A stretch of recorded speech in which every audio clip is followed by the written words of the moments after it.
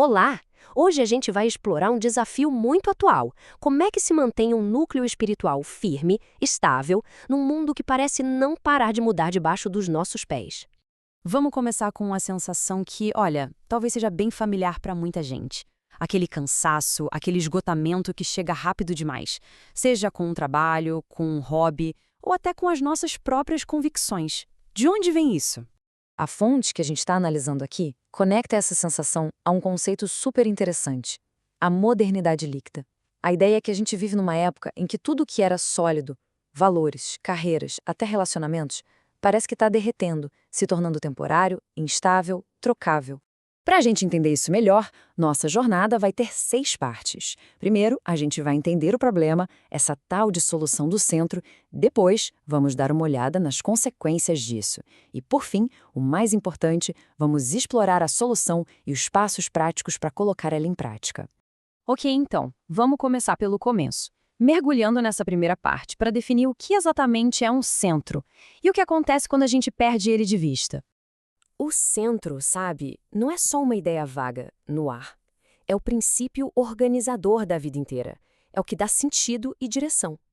Por isso, a questão nunca é se existe um centro na nossa vida, mas sim qual é esse centro. E nesse mundo líquido que a gente falou, esse ponto central meio que desaparece. O resultado? Uma vida sem um eixo firme, sem uma ordem clara do que realmente importa. Fica tudo meio à deriva. Então, o que acontece quando esse centro verdadeiro se perde? Bom, o vazio não fica vazio por muito tempo. Sempre aparece algo para preencher esse espaço. A gente começa a consumir centros temporários.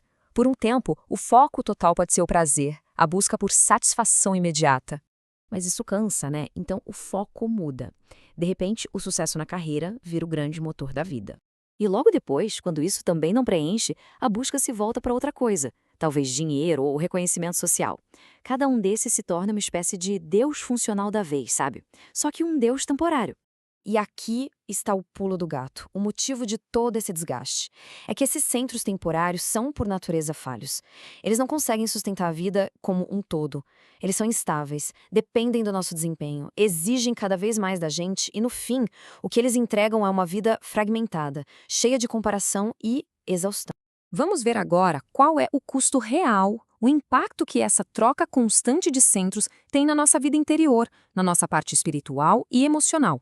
O texto que a gente está analisando traz um alerta bem direto lá de Colossenses, que fala justamente sobre essas filosofias que parecem super profundas, mas que no fundo acabam escravizando a gente ao tomar o lugar do verdadeiro centro. O resultado disso é uma vida que fica confusa na parte moral, porque se não tem centro, tudo vira relativo, né? Fica também filosoficamente fragmentada, sem uma verdade final, e por fim se torna espiritualmente ansiosa, com aquela busca sem fim por algo que finalmente se sustente. Agora a gente chega num ponto que é, talvez, o coração da solução proposta aqui. Uma distinção que é simplesmente crucial.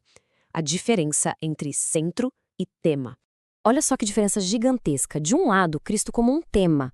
É algo que inspira, que a gente menciona, que aparece no discurso, é quase um acessório. Agora, do outro lado, Cristo como centro, aí a conversa é outra. Ele organiza as decisões, define as prioridades, regula os desejos. Não é algo que se menciona, é algo que governa. Certo, então a pergunta de $1 milhão é: como se faz essa transição?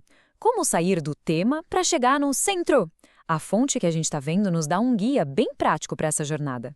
O processo todo começa com uma mudança de mentalidade.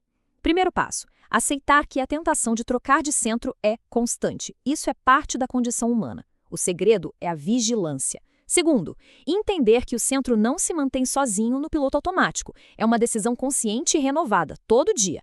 E terceiro, que é importantíssimo, aprender a reconhecer os sinais de alerta, como ansiedade, irritação. Eles são como luzes no painel, avisando que o centro se deslocou. Depois dessa parte mental, vem as ações práticas. Passo 4, usar o que o material chama de critério do governo. Antes de tomar uma decisão, se perguntar: o que de verdade está no comando dessa escolha? É o medo, o orgulho ou é a fidelidade ao centro? Passo 5, limitar os concorrentes. Isso significa colocar limites claros no trabalho, nas redes sociais, para que eles não virem os donos do pedaço. E, finalmente, passo 6, ter rituais sólidos. No mundo líquido, coisas como oração, silêncio e reflexão funcionam como verdadeiras âncoras. E tudo isso nos leva à nossa reflexão final, sobre o que isso tudo significa na prática, no nosso dia a dia. Olha que sacada interessante. O desafio hoje não é um espaço vazio, um vácuo. Pelo contrário, é um mercado lotado, uma feira de centros temporários e inadequados, todos gritando pela nossa atenção. E essa frase resume perfeitamente o problema, não é? É como uma porta giratória de centros que prometem estabilidade, mas que, no fundo, não conseguem entregar. Nada se sustenta por muito tempo. Então, esse material nos deixa com essa provocação final.